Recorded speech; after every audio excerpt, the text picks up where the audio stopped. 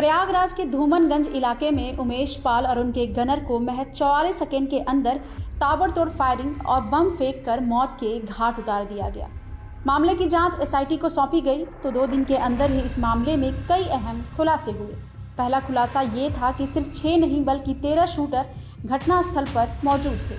6 सामने थे और 7 बैकअप में थे। जांच आगे बढ़ी तो सबका कनेक्शन पूर्वांचल से निकला। ये पहला मौका नहीं है जब पूर्वांचल के शूटरों ने ऐसा कहर बरपाया है। यूपी के पूर्वांचल में बाहुबलियों का हमेशा से बोलबाला रहा है।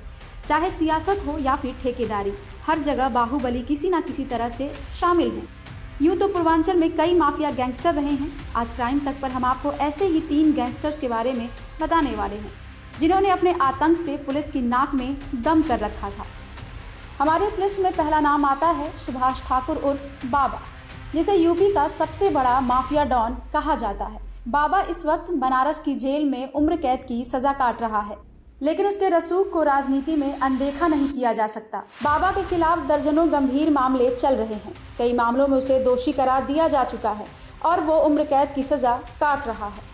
अब उसने लंबी दाढ़ी रख ली है, इसलिए लोग उसे बाबा कहकर बुलाते हैं। कहा जाता है कि यूपी में होने वाले किसी भी चुनाव में बाबा का बहुत बड़ा दखल रहता है। खासकर पूर्वांचल की बात करें तो वहां की कई सीटों पर सुभाष ठाकुर उर्फ बाबा का सीधा प्रभाव है। सूत्रों के मुताबिक इलाके के कई छोटे बड़े नेता सुभाष ठाकुर से जीत का आशीर्वाद लेते हैं। दूसरे नंबर पर है बाहुबली नेता ब्रजेश सिंह, जिसने एक साथ 5 लोगों को मौत के घाट उतारा था। ब्रजेश की कहानी किसी फिल्म की स्टोरी से कम नहीं है, क्योंकि इस बाहुबली का आतंक यूपी में ही नहीं बल्कि दूसरे राज्यों में भी फैला था। ब्रजेश के माफिया बनने की कहानी तब शुरू होती है जब 27 मई 1984 को उसके पिता रविंदर सिंह की हत्या कर दी गई। हत्याकांड को अंजाम उनके सियासी विरोधी हरिहर सिंह और पांचू सिंह ने अपने साथियों के साथ मिलकर दिया था। पिता की मौत के 1 साल के बाद 27 मई 1985 को हरिहर सिंह को ब्रजेश सिंह ने दिन दहाड़े मौत के घाट उतार दिया।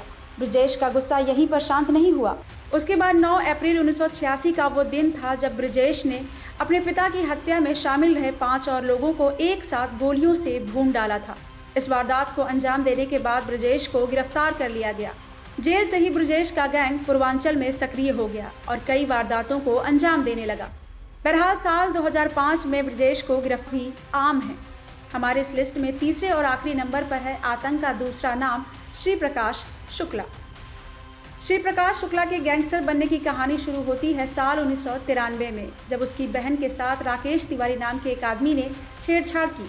इस बात की खबर लगते ही श्री प्रकाश ने राकेश को गोली मार दी, जिससे मौके पर ही उसकी मौत हो गई। उस वक्त नेता हरिशंकर तिवारी का वहां पर काफ़ी बोलबाला था, लिहाजा पुलिस से पहले हरिशंकर तिवारी श्री प्रकाश शुक्ला तक पहुंच गए और उसे बचाकर 4 महीने के लिए बैंकॉक भेज दिया। वहां से लौटने के बाद श्री प्रकाश ने हरिशंकर के इशारे पर कई अपराधों को अंजाम दिया। हद तो तब हो गई जब 3 जून 1998 को बिहार के मंत्री रहे बृज बिहारी प्रसाद की श्री प्रकाश शुक्ला ने अपने साथियों के साथ मिलकर हत्या कर दी। इसके बाद श्री प्रकाश शुक्ला फेमस डॉन बन चुका था। पूर्वांचल से बिहार और दिल्ली से गाजियाबाद तक उसने वसूली शुरू कर दी। सालों तक उसका ये धंधा चलता रहा। इस बीच एक बड़ा खुलासा हुआ कि श्री प्रकाश ने सीएम कल्याण सिंह की हत्या के लिए 6 करोड़ की सुपारी दी है। ये सुनते ही प्रशासन के हाथ पांव फूल गए।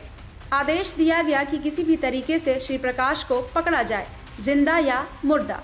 इसके बाद पुलिस हाथ धोकर श्री प्रकाश के पीछे पड़ गई और उसकी प्रेमिका के नंबर को सर्विलांस पर लगाया गया।